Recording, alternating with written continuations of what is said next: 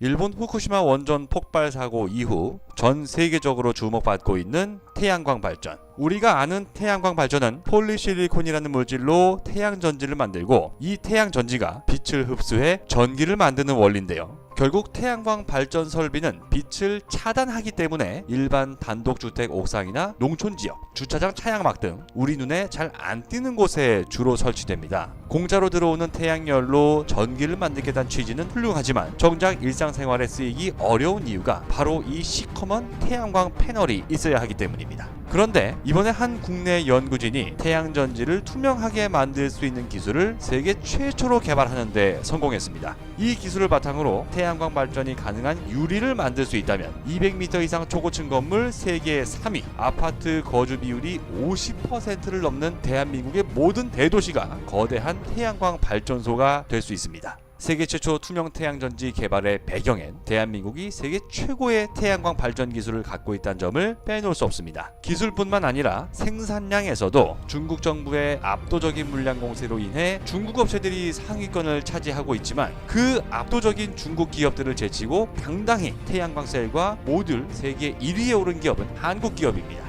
2012년 당시 세계 1위 태양광 기업인 독일의 큐셀을 한화그룹이 인수하게 됩니다. 이후 한화큐셀은 7년간 중국 기업들의 파산 공세를 물리치고 중국을 제외한 세계 각국에서 점유율 1위를 차지하고 있는데요. 여기엔 이웃나라 일본도 포함되어 있습니다. 일본은 지난 2011년 동일본 대지진 이후 원자력 발전에 대한 공포가 확산되면서 정부가 기업들에게 보조금을 지어줘가며 태양광 산업 육성책을 폈습니다. 그런데 갈수록 생산량이 늘자 가격이 점점 떨어지면서 태양광 사업에 나선 기업들의 수익성이 크게 낮아지기 시작했는데요. 일본의 2위 태양광 업체인 교세라는 2017년 3월 태양광 패널 공장 가동을 중단했으며 같은 해 10월 일본의 파나소닉도 태양광 패널의 핵심 재료인 폴리실리콘을 만드는 미국 공장을 멈춰 세웠습니다.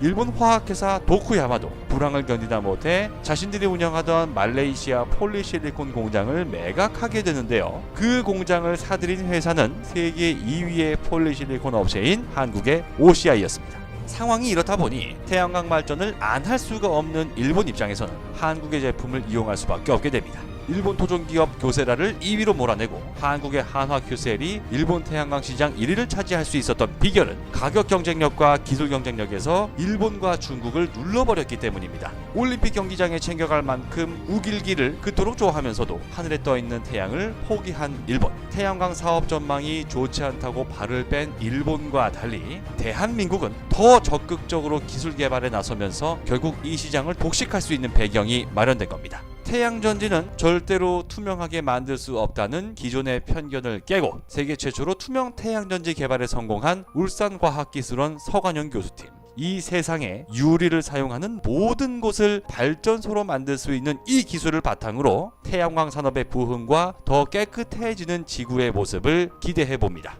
조만간 다른 영상을 통해 또다시 인사드리겠습니다. 궁금한 점에 대한 댓글은 언제든 환영하면서 좋아요 버튼, 구독하기 버튼도 눌러주시면 진심으로 감사하겠습니다.